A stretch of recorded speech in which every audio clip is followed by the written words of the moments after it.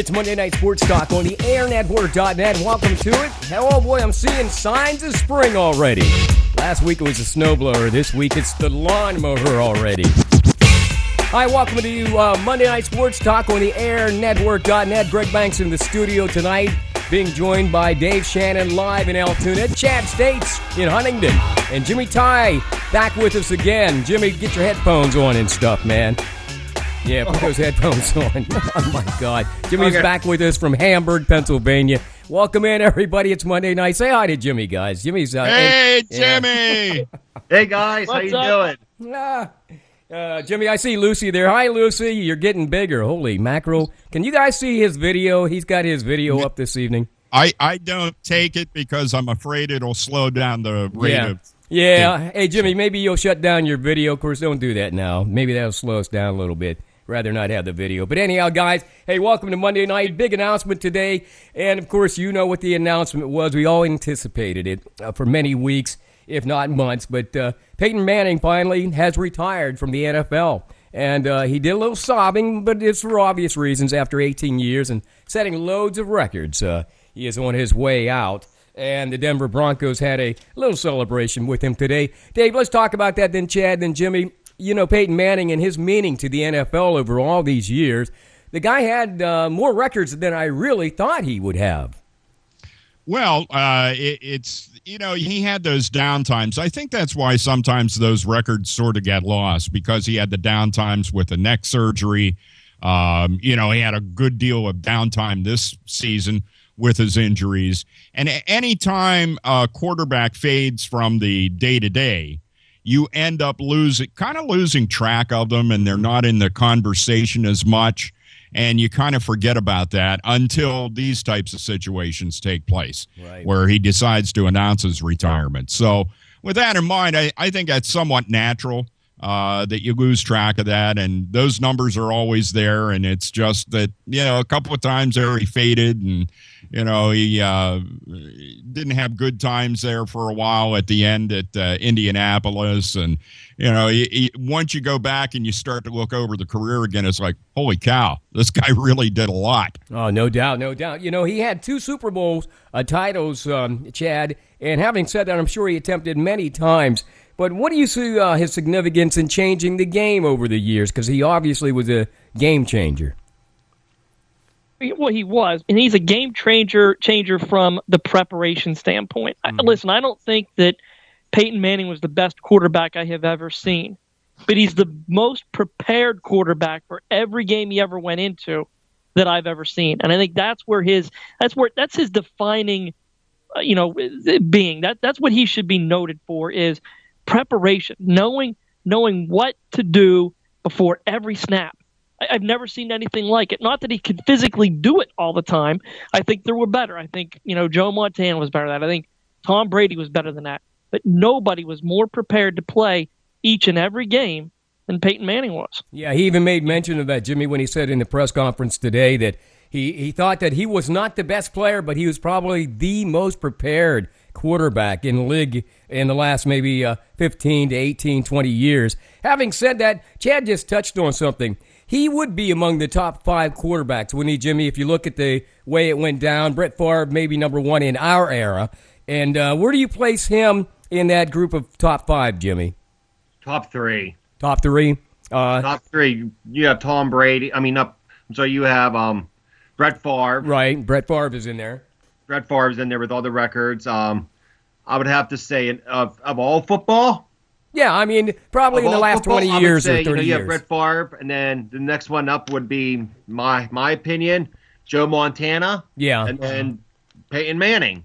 Yeah, let me ask you this, because you touched on it. What about that, because Tom Brady had some glaringly good things to say about Peyton Manning and how he changed the game, but if you were to look at those guys in competition, who wins that competition, Brady or Manning? Wow.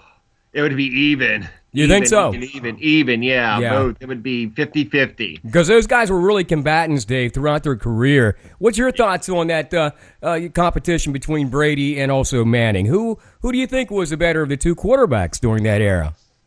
Oh, It depends on what you talked about, and Chad brought up the preparation and everything that he did for the games.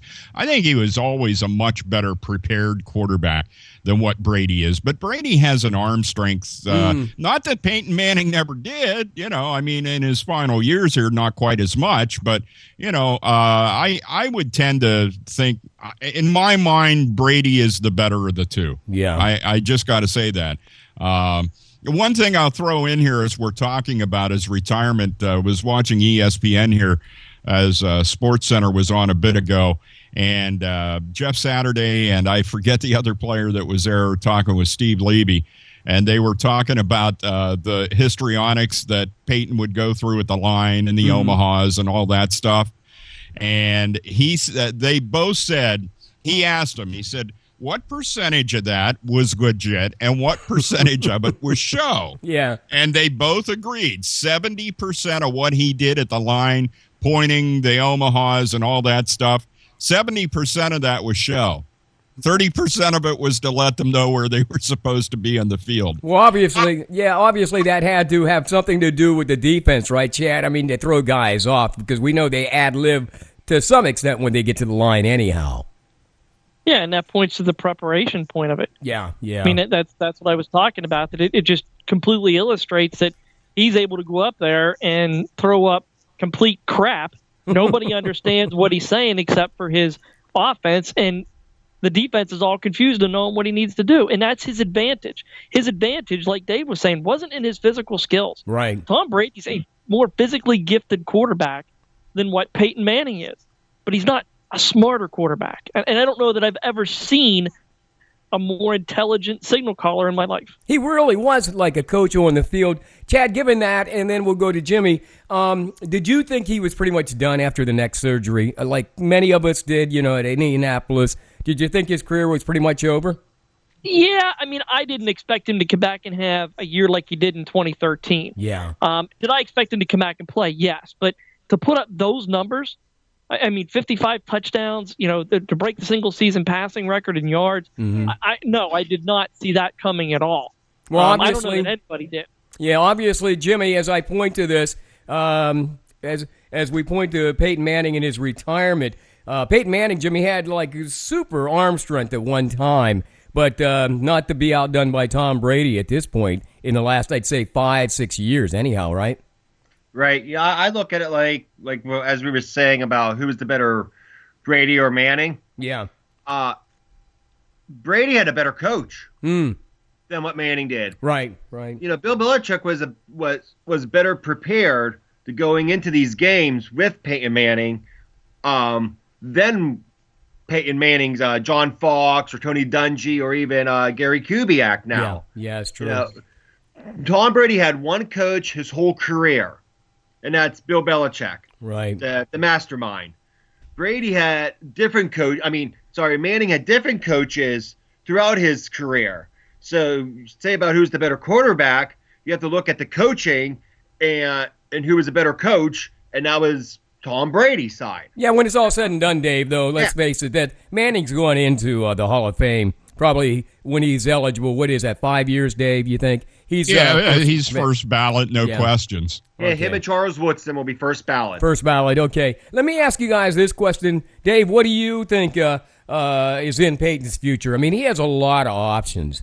What do you really, truly think he'll be doing, other than just being the pitch man and maybe making an appearance on Saturday Night Live? Does he become a coach? Does he become an owner of a football team? Does he, what will you think he does? What will he do? The first thing I'd do if I were him, which is some way to still maintain your, face in the spotlight, so to speak, right, is to go ahead and do television commentary. And whether that be in a studio situation with the NFL Network or ESPN or wherever he chooses to go, and let that run for a year while you weigh your options, because you're right, he has so many choices that he could make here in retirement, and you want to make the best one. It's like Michael Jordan, how many mistakes did he kind of make after he retired, and as far as ownership goes. And then you got the Mario Lemieux, who made a really good choice at the end of his career and bought the dang hockey team.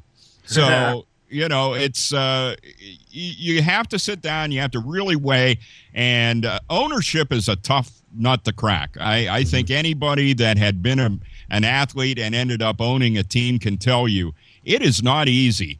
And I think it's the kind of thing I would just kind of go back and do this television stuff for about a year, really give a lot of serious consideration to all of the options that I have, and then make a decision after that. But at least you're still active. You're still in the public spotlight. You're still there. That's what I do. But I have no idea where Peyton may go because he has so many options. Well, Chad, having said that, kind of piggybacking on what Dave said, today Elway came out and, of course, introduced Peyton Manning at the press conference. Elway, to many, probably a couple of generations, don't even remember Elway being a quarterback. He's an NFL executive. Do you think at some given time that's what Peyton does too? Or does he set up elite football camps? I mean, there's a lot of options here. It's like Dave's saying. He can do what he wants to do. Yeah. However he wants to do it. The world is at his feet now. Everybody's going to be coming to Peyton Manning saying, hey, do this, do that. I know Dave doesn't want to hear this, but he might do another 25 years of Papa John's commercials. Who knows? But I mean, he now has everything at his beck and call. Yeah, he does. And it's a great. I mean, who wouldn't want to be like that? So Peyton's going to do whatever he wants to do. What do I think he should do? I'm with Dave. I think he needs to just put his mug on TV. He's so good at it. I mean, even his press conference today was just, he hit on all points. He went comical. He went dramatic. He went, very somber talking moments, about somebody else. He just did a very good job of making sure that he hit all the points, and that's rare.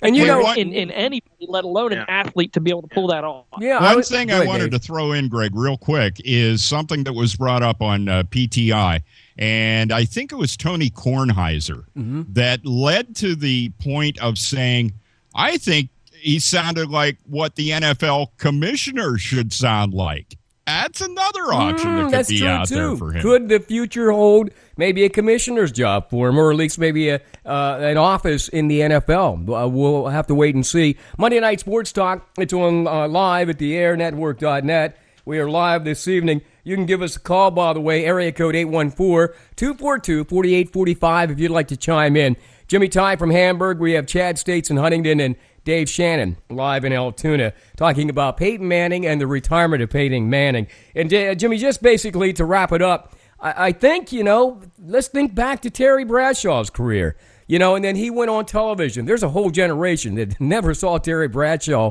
on the football field. And, he's one of those Southern guys, down to earth, just a good guy. Peyton is probably going to follow somewhat that career that Terry had as far as television's concerned. Yeah, I believe so. If you look at like the quarterbacks that are on TV right now, you have Steve Young, right? Of course, you have Terry Bradshaw, and like you said, he has that Southern personality. Peyton Manning has that Southern personality charm, right? But I would say he shouldn't do like the play-by-play or color analysis at football games. You don't think he'll be the next John Gruden? No, okay. It should be like more like what Michael Strahan's doing. Oh yeah. Because I can see Peyton doing what Michael Strahan, whenever he played for the Giants, he was a beast out there, and everybody knew him. He was a first ballot Hall of Famer. Yeah. Now he's on everything. Michael. Yeah. So he's on ABC, Good Morning America. I think it is. Yeah. He's on, Fox Football. Getting paid big time. So yeah, I can see him do something like what a Kelly and Michael, like Michael Strahan's doing. Right. And Michael Strahan's not out of the public eye because of that. And those guys are making some good money too, Chad. They're making good money, but That's also right. I read an article where I think it's the Titans want him to come into their front office. There's a possibility he would like to be an owner of the Titans, once he gets settled. Hey, were you aware, Chad, that his wife actually has ownership in the Grizzly basketball franchise? I just heard that today. No. I never knew that. His wife is a minority. Yeah. I never heard it, and that's a good thing because he keeps his private life his private life. Exactly. So, I never heard of it until today. Good for him. Yeah. Hey, let me ask you this as we move forward on Monday Night Sports Talk related to football, and I'll start with Chad. Chad, this morning it was disclosed that Lovie Smith, coach of the Bears and also I guess it was Tampa Bay and some of the other NFL teams, has decided to take a job in Illinois. Okay, University of Illinois. What do you think, first impression about that? And is that becoming a trend with college coaches or pro coaches moving to the college ranks now? I mean, it happens. You got to find a job, right? Yeah. And Lovey doesn't have a job in the NFL and still wants to coach football. So why not go to a place like Illinois, which is a graveyard, and try and pull a resurrection? And if you do, you're a godsend. It's not. I mean, I don't read into Jim Harbaugh coming back to college as the same thing as Lovie Smith coming back to college. Jim Harbaugh is still a viable entity. If he wanted to walk on an NFL football field and get a job, he still could. I'm not so sure Lovie Smith can at this point in time. But what Lovie Smith can do is he can pull in recruits and say, hey, guess what? I had a team in the Super Bowl. I coached in the NFL. Come play for me. I can get you there. So you see it as a recruiting tool then, huh? Yeah, absolutely. Didn't we just have a coach in State College that did the same thing? Mm-hmm. Bill O'Brien did the same thing for, at least a couple of years that he was there. Yeah. You can use that as your calling card and be successful. So I give Lovie Smith, a lot of credit for trying to go somewhere that's not really known for being a big program. Yeah. And step in those shoes. But, it's like we say, dude, you got to get paid, and why not? Yeah, he has that out during his career after losing these jobs between Chicago and then of Tampa. Having said that, Jimmy, and then Dave, I'll ask you this. There's Lovie Smith. There is no chance in hell that Illinois program is, I don't care who you put in that seat, that's just not a program that's going to grow and develop and be dominant, really. It's just like padding his resume, don't you think, Jimmy? No, not really. If you look where the University of Illinois is at, right? It's close to Chicago. He used to coach in Chicago. He can get them recruits saying, hey, I used to coach the team that you watched. That's what Chad said, yeah. Yeah, as an 8-year-old. And he gets them recruit. No, I don't think. I think it's a smart move for Lovie Smith. But, Dave, you will agree, though, Dave, it's probably a stepping stone back to the NFL or maybe even a larger job in college coaching because Lovie started out in the college ranks, let's face it. So, I mean, it's not like he doesn't know anything about college football, Dave, and then Jimmy. Talk to me in 4 years. Yeah, Talk to me in 4 years, see where he gets Illinois at that point. And it might be a nice, comfortable way to retire. And what I want to know is why in the hell is Marvin Lewis still an NFL head coach? Yeah. Get him the hell out of the NFL. Yeah. And Chip Kelly. Well, yeah, but I mean, Lewis on a completely different level, Jimmy. Marvin Lewis has no control over his team at all. Get him the hell out of football and make it a better game. And that was obviously indicated, Chad, at that Cincinnati-Pittsburgh game this year, and we all probably agreed when we talked about it that, of course, Lewis has no control. But, one thing that he does have is he has a consistent record. He can win some games during the season, but they choke like during the playoffs. So if we're really going to get into that discussion, what do you think about that, Chad? Does Lewis go to the college ranks and become safe? Not anytime soon. No, not as long as... Because winning cures everything in the National Football League. Yeah. And, Dave, you're right. His team is out of control. But, Greg, you're also right in that he's won consistently over the years. Cincinnati's that's not a Pittsburgh where you've won consistently but you didn't win the Super Bowl, so it's not good enough. Mm-hmm. He's won consistently, which is good enough for the Brown family. Yeah. Let's face it. They've been dogs as far as owners answer go. me this, though. Chad, how many times has he moved on in the postseason? How far have they gotten? What, 2 times? Well, that's the point I'm making, yeah. My point where it doesn't matter in Cincinnati. It does in Pittsburgh. That's true. It does Pittsburgh. You're right, yeah. Matter. But in Cincinnati, just getting there and being consistent, that's all they care about. He is not going anywhere unless something criminal happens. He's not getting out of there. Well, that's because Cincinnati doesn't have the tradition like the Steelers do of, winning tradition necessarily. How many Super Bowls they've been to, Dave? I mean, seriously. So some people are mediocre at best, and people are willing to go along with that program, where, Steelers... Hey, let's face it, Tomlin wins let's say Tomlin loses 6 games next year, Jimmy, and I don't know if you agree or not, he could be out of there for all intents and purposes. Let's face it. Tradition, it's Steeler tradition. You win, you stay, Yeah. The Steeler Nation doesn't want to see a 8-8 team and not make the playoffs. Yeah. Just look at an example like with the San Francisco 49ers. Mm-hmm. That's a winning tradition. They're blowing it up. Jim Harbaugh took them to the Super Bowl. Of course, as we know, Harbaugh went to Michigan. They hired the defensive coordinator. He won 6 games this year. Mm-hmm. What happens? He's bolted. And Kaepernick's on his way out of there anyhow. Yeah, So Kaepernick's on his way out. They're going to blow that up. Teams like Dallas, San Francisco, Green Bay, Pittsburgh, that's winning tradition. Well, you did mention one team there that I don't understand why they hold on to the coach, and that's Dallas. But then again, that's Jerry Jones. Jerry Jones, yeah. But if you look, you have them teams like San Francisco, that's a winning tradition. Pittsburgh's winning tradition. Right. If let's say Tomlin wins 4 games next year. But let's say Tomlin wins 4 games. Yeah. He's going to be gone. Yeah, his job the is in don't like question. that. But if Marvin Lewis wins 4 games, he'll stay because that's what everybody knows. They're used to that. Everybody associates Cincinnati as a losing team. Yeah, what were you going to say, Chad, on that, Chad? 10 wins in Pittsburgh is different than 10 wins in Cincinnati or Correct. Detroit. That's what I'm getting at. That's the difference, guys. Yeah, I agree. Is the expectation level of the city. Jason Garrett, they didn't make the playoffs this year, but that's because of injury. Yeah. But Jason Garrett's not going to get fired because he won 10 games. He's going to get fired because he wasn't able to get America's team to a Super Bowl. That's the difference. Detroit, I'll tell you what, if the Detroit Lions hired somebody and they won 10 games for 6 straight years, that dude is never leaving the joint ever, period.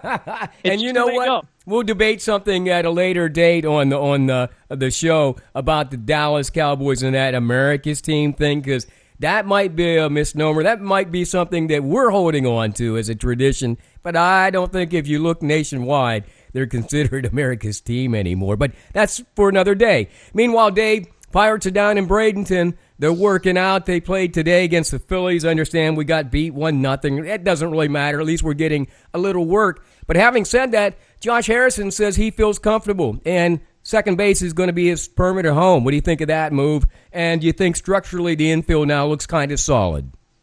Well, and I think it does, and especially once Jung Ho Gung returns to the lineup, which, I'm hearing maybe May, as far as a final return for him to the lineup. So right.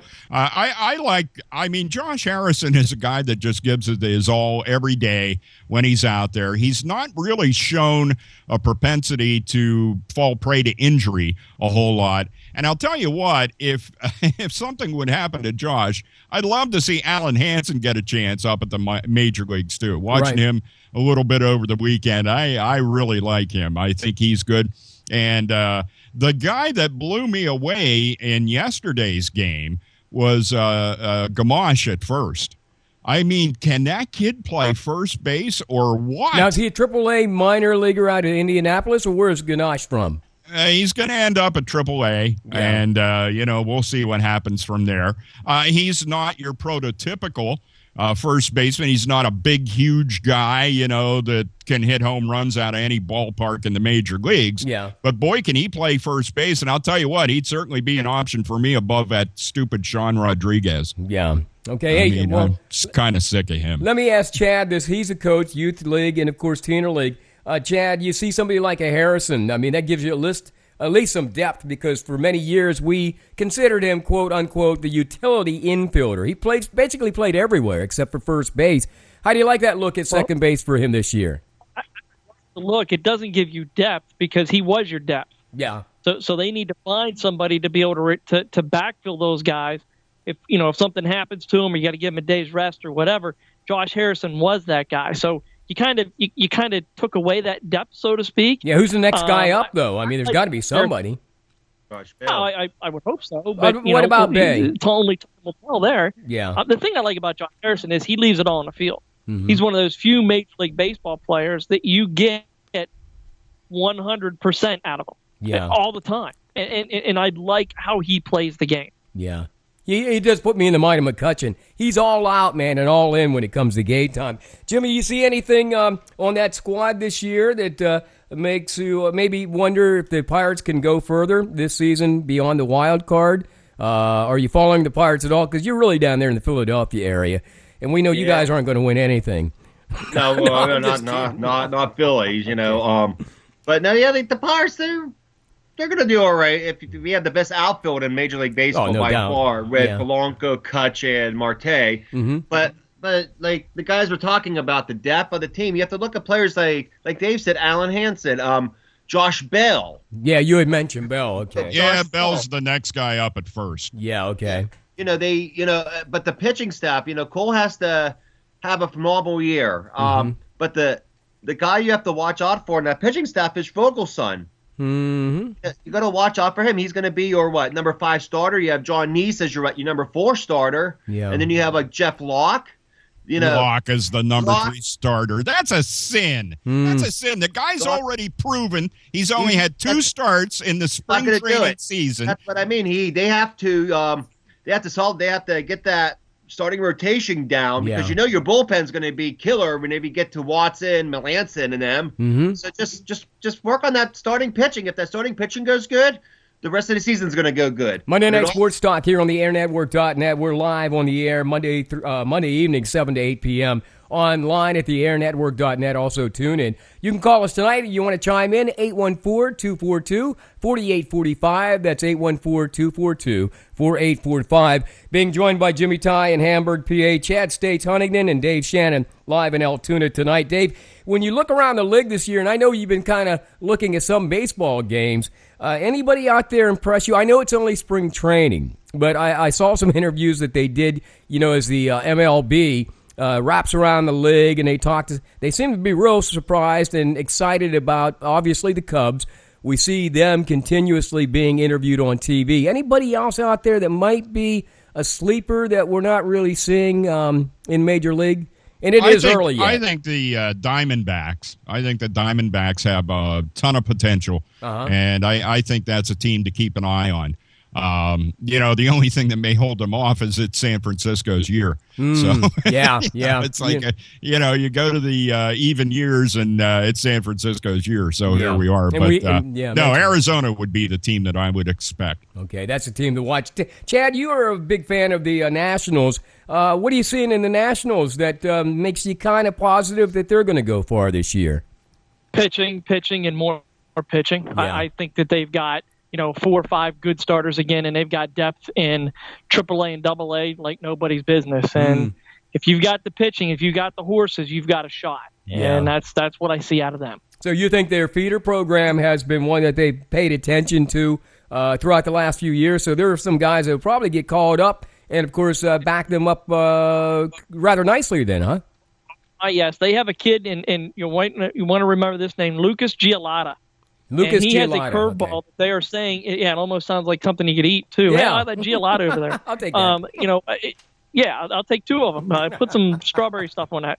Anyway, they say he's got a curveball with rotation that's second to none right now out of anybody in Major League Baseball. Wow. So if you've got an off-speed pitch like that, you're in good shape. So we'll see. They really have good, strong starting pitching depth. Okay. Hey, Jimmy, anybody that you're watching this year, other than the Phillies, of course, being in that area, that you are really going to follow as your team this year, other than the Pirates, perhaps? Oh, well, no, the Pirates are my team, but if I had to pick a team, it would be the Houston Astros. The Astros, okay. The Astros, they're a young team. Mm-hmm. They made the playoffs last year.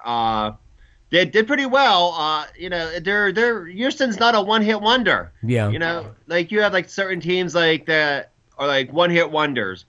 Not the Astros this year. They have a great starting lineup, and then you have a great hitting team. Yeah. They beat the Yankees today 1-0. Yeah. So yeah, I look at the Houston Astros. Are any of as a you team guys that I can watch. are any of you guys high on the Mets again this year? Because they pretty much bring back everything to the team. Chad first, and then Dave on the Mets. No, I'm not. If I'm high on another team, Yeah. what year is this? 2016. 2016. Yeah. 2016. That's an even year, isn't it? Oh yeah. We said the Giants. The San Francisco, and the Giants made some great off-season acquisitions. Okay. Don't sleep on the Giants, but I am right. not high on the New York Mets. All right, you're not high on the Mets this season. I'm trying to think of somebody else. Dave, Dodgers maybe, the Angels. I mean, who can make some noise out there that we're not we may be missing? Dodgers, Detroit. Detroit. Yeah, possibly. Mm-hmm. I think, as far as the Dodgers go, right. Dodgers to me has been such a serious problem with chemistry. Mm-hmm. And I don't understand how that continues to take place season after season with the amount of talent that they've had there. Yeah. They've certainly had the talent to go far, and they're just not making it. I don't know. If you really want me to grope and pick, maybe Seattle might be a team that you could look at. But I agree with Jimmy. I mean, the Houston Astros are the real deal. Okay. And I don't think they're to be overlooked at all. Yeah, I got a chance to watch them over the weekend on the MLB network, which is running just a whole bunch of games. And I don't care if they repeat them in the evenings because it gives me a first look at a lot of these teams. So I'm looking forward to the baseball season. Obviously, in our region, with the weather we're having here, Chad, you guys ready to go out, Interleague Baseball? What's your schedule looking like in Huntington? Not yet. I don't start for another 2 weeks. The ground's a little bit mushy, so you got to let it hopefully dry out here. So we have any batting cages or anything available to the kids where you work them out, or how's that all work? Absolutely, we have batting cages. I mean, hopefully in about 2 weeks it should be the field ground. should be good enough to get on. Surprisingly, it's amazing how they come around rapidly. Yeah. The next 2 days it's going to be 70+ degrees here, so exactly you'll start to get stuff dried out. That'll help out. It's just. It always happens every year. You think, man, we're not going to get on the field till April, and then you do. So. Yeah. Well, best of luck on that. I hope that all the snow is behind us, guys, after a lovely day like today, and then the 70s and mid-70s coming the next few days. Hey, I know it may be too early yet, and some of you really don't watch college basketball this time of the year yet, but now the conference play is coming up. It's on right now. Yeah, You're into the ESPN has a bunch of conference semifinals going on. And I was watching a lot of these games over the weekend. I got to be quite honest. I don't know if anybody thrills me just yet. And Jimmy, starting with you, I did watch Pitt the other day. Yeah. And they played Georgia Tech, I think it was. They have a good week where they beat Duke, look very impressive. And then the next game, they just fall to hell. Let me ask you this first of all. Do you think that Pitt or even Penn State even gets a chance to dance this year?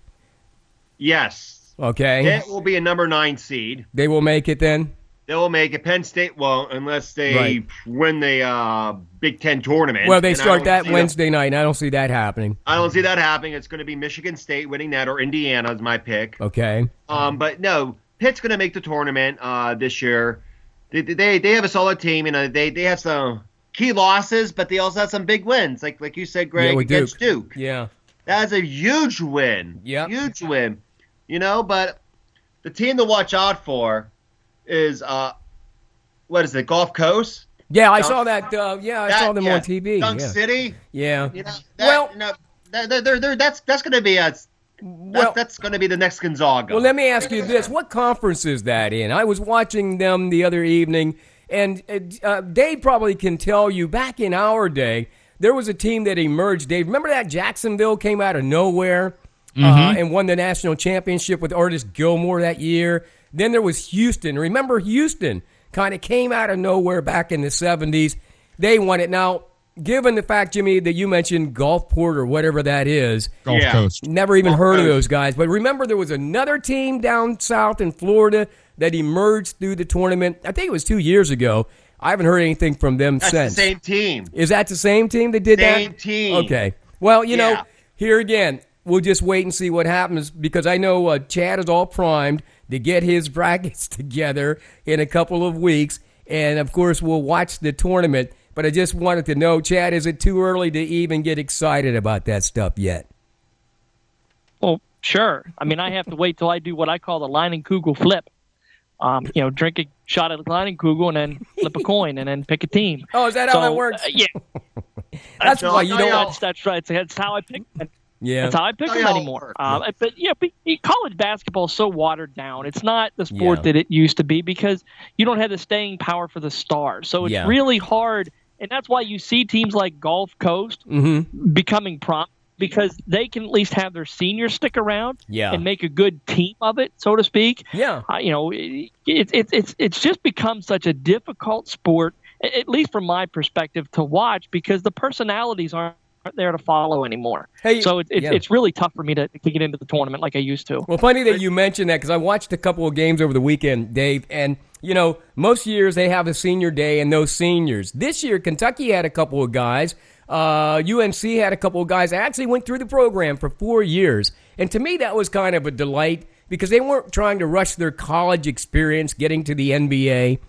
Some of these are prominent players now, in college basketball. So is that something that's refreshing? Could it be a new trend that maybe if I sign with a team, I'm staying in school for 4 years? What do you think, Dave? Yeah. If it's refreshing for any aspect of that, it's refreshing that the college coaches are fostering the educational process for those athletes because, anybody, if they sold you, if they came and recruited you and sold you on their school, why in the hell can't they sell you on the benefits of getting the 4 years and the education that you're provided by getting that scholarship? Yeah. And if they're actually starting to work at that, then that says a lot good about college basketball because it is a shame for these guys to waste the opportunity that they've been given. Now, some of the guys, I've noticed there's a trend both in NFL and in the college or basketball of guys going back afterward and getting their degrees. Right, and that happens. Finishing up their degrees. That's a good thing, right. But it would be better if they just go ahead and let the whole thing mature out because it's not like you're that old at that point where you're not going to have a number of good seasons. And I think the maturity is always going to help you no matter what sport you're in. Well, I think a lot of that is, Chad, if you're a student athlete, and I cited a case last week where I saw a couple of college kids declare, that they're coming out for football and, for the draft. And there are reasons because these kids are coming from really poor backgrounds. And this one kid was telling a story. His mother is homeless right now. Yep. And so he really had no choice but to come out and try to make it in the NFL and get paid. I mean, are we too sensitive to what's going on around us that we don't see those cases? Because Dave, I got to tell you, quite frankly, Terrell Pryor was in the same situation. He was brought up by a different family, but his mother was living in Johnstown in the housing projects. So, they had to make some decisions. What were you going to say, Chad? Oh, yeah, I was going to say yes and no. You got two different sets of circumstances between NCAA basketball and NCAA football. One, you have to be 3 years removed from high school football to be able to enter into the National Football League. Exactly. So you've got 3 years of a college education there. Yeah. So your decision coming out for the NFL is based on, hey, do I want to finish this one more year and get my degree, or do I want to move on? College basketball is a whole different animal. Yeah. And I'm sorry, I disagree with the fact that these seniors were prominent guys that left. Kentucky doesn't have any prominent seniors, or they'd have been playing in last year's title game for crying out loud. Those were all freshmen. They were sitting on the bench. Yeah. So that may be.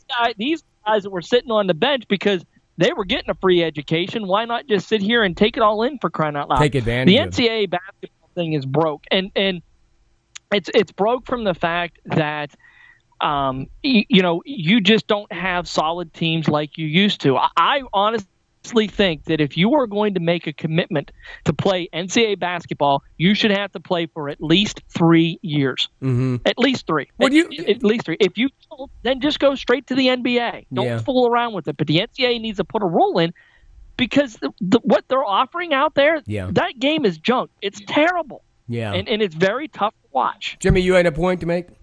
If you look at this year's All-American team, we're talking about seniors and sophomores. If you look at the AP All-American team, right, first team All-American, you have Buddy Hield, Oklahoma. What year is he? He's a senior. Denzel Valentine. What year is he? He's a senior. Bryce Johnson. What year is he? He's a senior.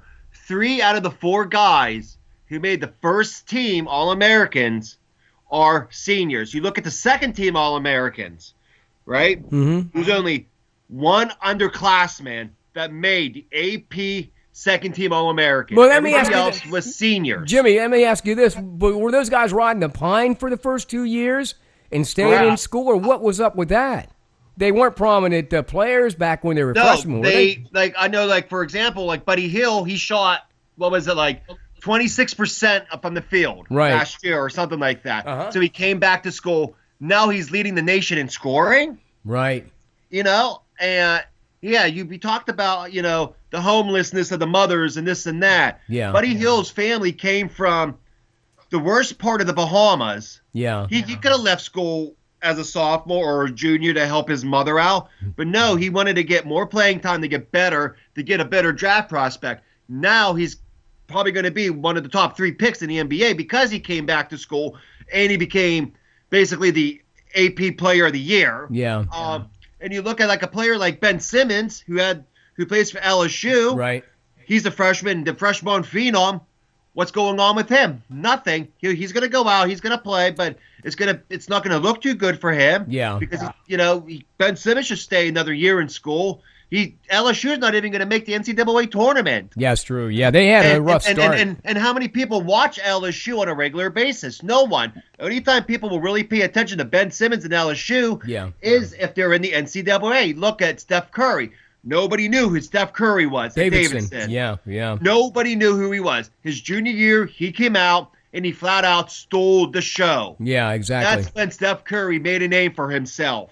Okay, let's wrap up the basketball tournament. Let's wrap up the basketball talk. Let me ask you this real quick, Chad, in regards to what you said. Is that because of the dominance of these AAU programs in many instances where these kids get so much time and, of course, there's so much money involved in AAU? Who really needs to go to college? Do you think they just changed the rules and let them go to or right into the NBA like they did Kobe and that group?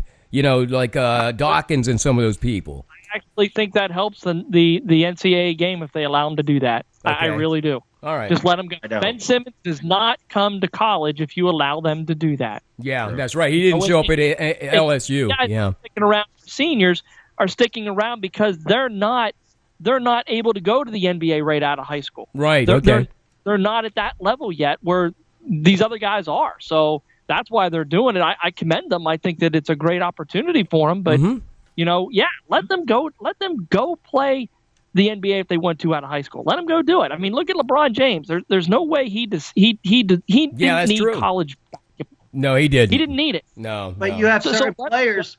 Yeah. But you have certain players like whenever that was happening, like Eddie Curry. Yeah. Robert Swift. They were All-American, first-team All-Americans in high school. Yeah. Okay. And they went to the pros and they just bust. But if the players would have went to college for at least a year or two, get that experience, maybe an Eddie Curry would be better instead of being a junkie right now on the street. I would have. Well, there again. It shouldn't be about you just going to college to get an experience to play in the NBA. It should be about you going to education. College. And that's what the it is. point That's I'm what I'm making. saying. These players, these players, they are, like there's not too many LeBron James and Kobe Bryants and Kevin Garnett's out there. Okay. Well, listen, we'll talk more about the NCAA March Madness coming up later on in our show next week, perhaps. Meanwhile, let me move on to Penguin hockey. Dave, I watched Penguins over the weekend. Good, bad, indifferent. Yesterday, they pounded New Jersey, okay? But they had a rough start and a tough weekend. Just kind of update us on what's happening with the Penguins, how you're seeing things as they play out here in the month of March for the Penguins, whether or not they're having injuries or what's happening. And I'll let you roll, and if Jimmy or Chad want to chime in there, go ahead, guys. I got to grab a phone call. All right, Dave, go ahead. All right. The thing with the Penguins, it was kind of disappointing to see them come out. The one thing I've said about them at this point in the season is they're beating the teams that are underneath them as far as record goes and getting those wins, and I've not seen them defeat the upper-level teams. They played a very good game against the Washington Capitals. Evgeny Malkin took a stupid penalty at the end of the game, and it led to the Washington Capitals getting a win in that game. Then they come back against the New York Rangers and just play an outstanding game, and they're so flat against Calgary for whatever reason, I have no idea. And then yesterday they come out against New Jersey and, they put on a show again. So I'm not sure what that letdown was on Saturday, but I still see them in the same position. They get to the playoffs.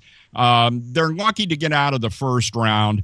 If they do get out of the first round dramatically, because to me it looks like they're going to be a 7 or 8 seed, although they have some opportunities coming up here against the Islanders and what have you. So they can maybe, get a better seeding for the postseason tournament. But if they come in a 7 or an 8 seed out of the wild card side of things, I don't see them getting out of the first round. if they are able to get out of the first round, I don't know if they make it to through a second round at all. So they'll be in the playoffs. They won't go very far.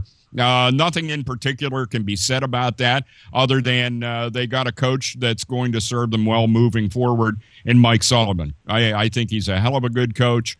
I was really pleased to see them pick up Schultz as a defenseman, and to see him play yesterday, you understand why he was so highly rated when he was picked in the draft, when he was originally picked up by Edmonton. And geez whiz, very impressive young man. Looking to see a lot more out of him. And also the Sestito comes up out of Scranton Wilkes-Barre, and I didn't think they had any goons anywhere in the Penguins organization, but they got a goon. Sestito showed that yesterday, I'm telling you. But no, that's where I see the Penguins, ending up here. I see them picking up. If they do get out of the first round, I don't see them getting past the second round. Yeah, do you see the Islanders and the, Rangers look pretty good this time of the year, as always. I mean, Baltimore. I guess, we're going to look at Ovechkin sometime down the road here. Do we have any more games played against them at this point, Dave? I think there are a couple of Capitals games, or at least one left. I don't think they've finished up with them for the season. I'll check that real quick. Well, you touched on something that's real interesting about those call-ups from Wilkes-Barre Scranton. It seems like they always pull some kids up that really quite impress the Penguins. They look very impressive while they're up here, and I didn't know if they had a goon down there or not, but, you got to start your goonery somewhere. Well, not that it's a necessity. I at times, though, I really, think that for your star players, it's necessary to have that type of a player around just to protect those guys, not to be out there headhunting per se, but to be out there and protect your star players. Because certainly at this point of the season, you don't want to lose a star player. The Penguins did end up, with Hagelin getting hit really hard there, ended up with concussion-like symptoms, although not officially listed as a concussion. But, that's one that you don't want to see go by the wayside. By the way, 2 games remaining against the Caps, one in Pittsburgh and one in Washington. All right. There just seemed to be a flurry of activity this weekend. I don't. When did that stretch start? Like Wednesday? And they played damn near every night. They played Monday, Tuesday, Thursday, Saturday, Sunday. Wow. That's a stretch. That's a lot of hockey, man. That's grueling. And, obviously they schedule these things ahead of time. And there is a period, except for that Caps game, Greg. That was right. The makeup on the snow game. That's right, that was. But, it seems like, okay, here we go. There's a flurry of activity in the NHL now as we head towards, of course, the playoffs. But more importantly, I see this span of games eventually where they're just playing, it seems like almost every other night, if not every night. And that's got to be rough, man. With that skating and hitting and, of course, all this stuff that happens in hockey. I don't know. Fleury just looks like, to me, like, man, he needs a couple of days off, Well, to their credit, they've been bringing Matt Murray up. This is a real slap in the face to Jeff Zatkoff. But to be honest with you, Matt Murray is the future. And if you watched him at all over the weekend, he still has some shortcomings. Yeah. But he's going to get coached out of that at some point. And, Matt Murray, I think when Marc-Andre Fleury's contract is over, I think Matt Murray just walks in and takes over. Okay. I think that's the way that transpires. Yeah, but I don't look for them to try to keep Fleury at all because Murray's going to be ready. Well, and we've seen, though, in the past where, we have a goaltender who might emerge, in the background only to be either traded or, something happens that we don't see the guy again. Yeah, don't look for Murray going anywhere but Pittsburgh. All right. Hey, Chad or Jimmy, you guys have anything to weigh in on the NHL this year? You've been watching it yet, or you sort of wait till near the end of the playoff? Chad and then Jimmy, how do you feel about the NHL? I wait the playoffs because Dave gets me caught up on everything I need to get caught up on. Okay, we'll let Dave watch all the games. Yeah, that's why he's the expert in hockey, by the way. Hey, Chad, over the weekend, what a fabulous weekend of wrestling, and thank you for the updates. on Twitter or whatever that was Flow Wrestling about Huntington. But let's start with Penn State first off. I mean, there again, they win the Big Ten tournament, man. And they're in a position to be really undefeated. Well, they are basically as a team now. They're undefeated. How you feeling about that in Penn State? Well, it's what we've been saying all along. They're tremendous. They're a cut above everybody else. They scored more points on day one of the Big Ten tournament than the two winning teams did last year in the whole tournament. Yeah, that's how good these guys are. So, what they did was not to be unexpected. Everybody kind of thought that they would win the Big Ten.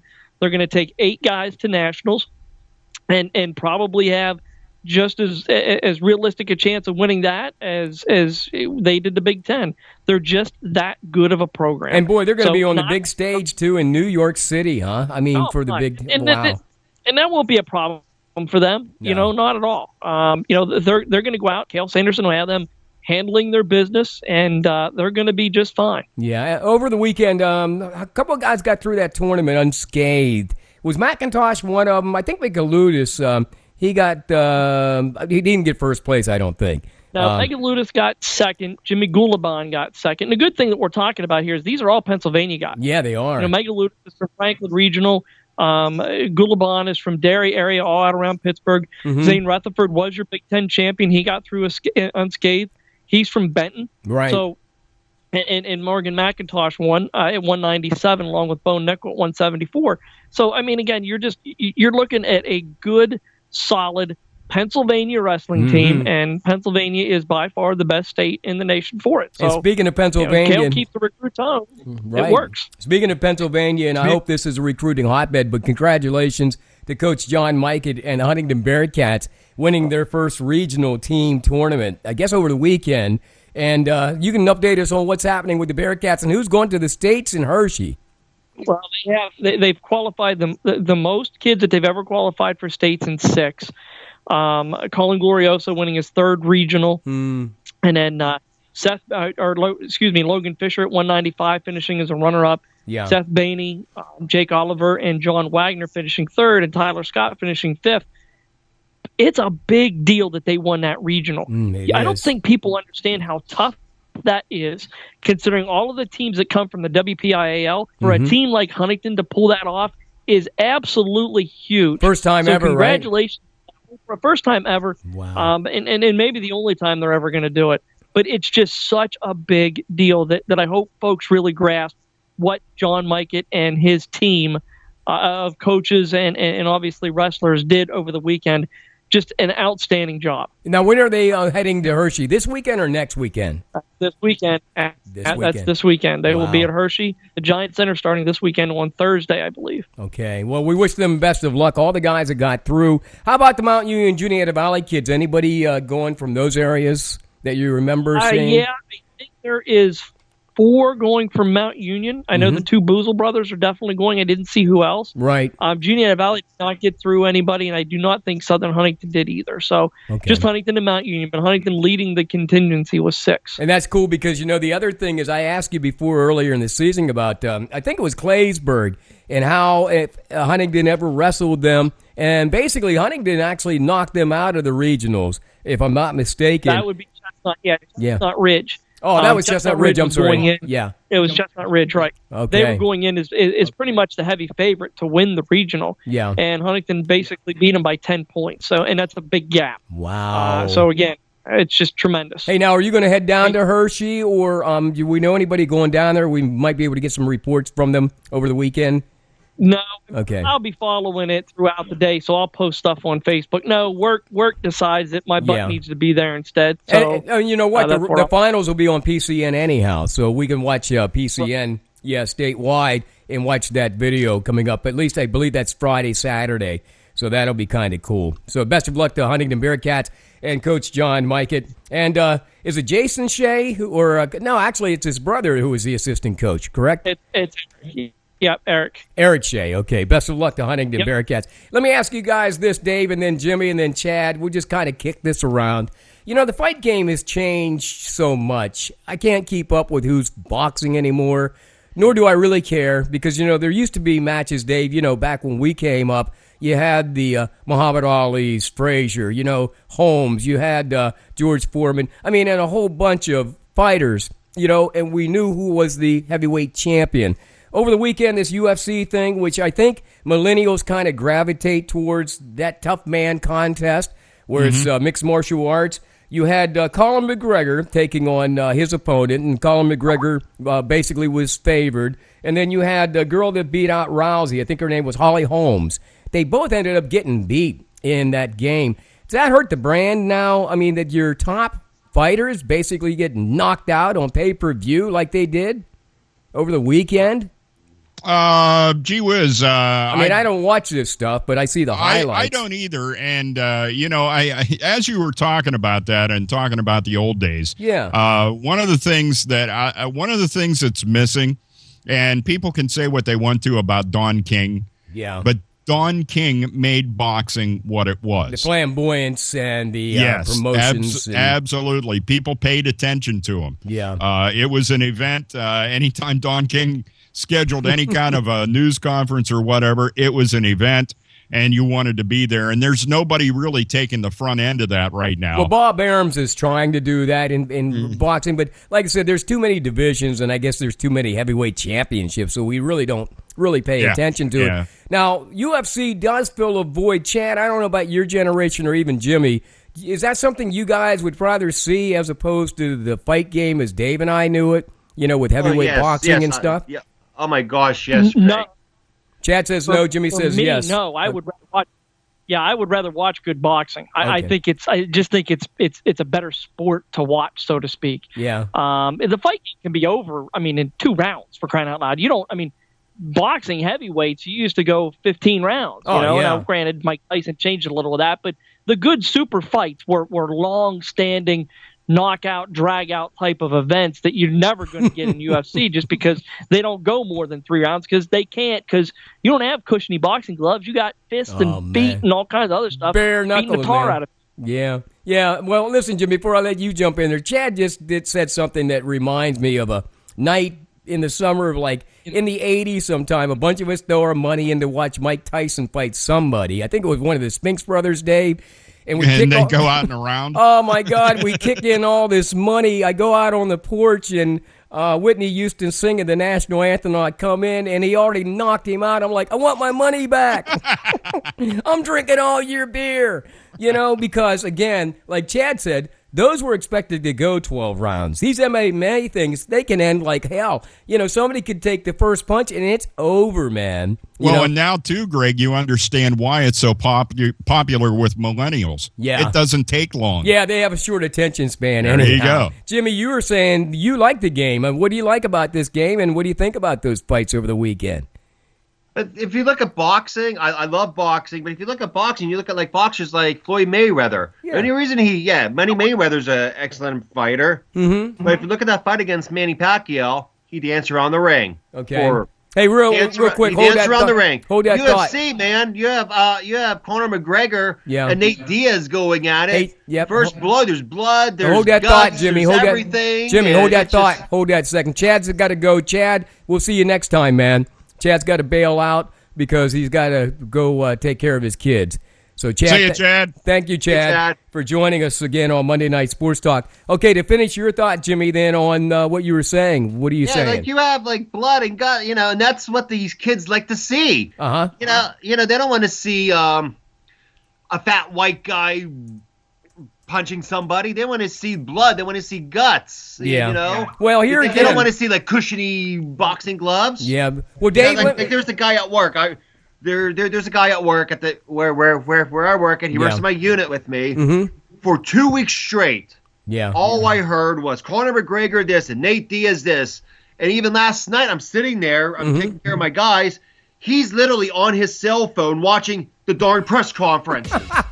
I'm like, what are you doing? Yeah. You should be working. Oh, no, man. I have to watch this. You should see this. Yeah. I'm like, it's a press conference. Get over it. Well, the weird part about the whole thing is, Dave, you might remember this. Remember they did the tough guy contest, like at the Jaffa Mosque and also at the War Memorial?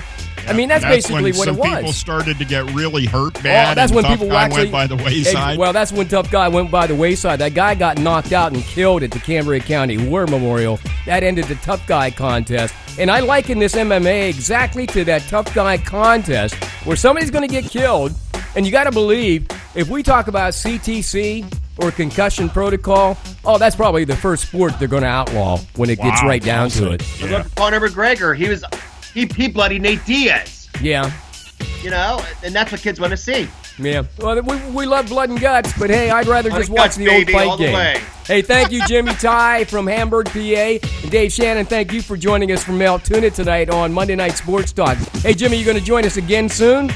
Yes, my next Monday off, I'll be there. All right, fantastic. Hold on the line, guys, and thanks for joining us here on the AirNetwork.net.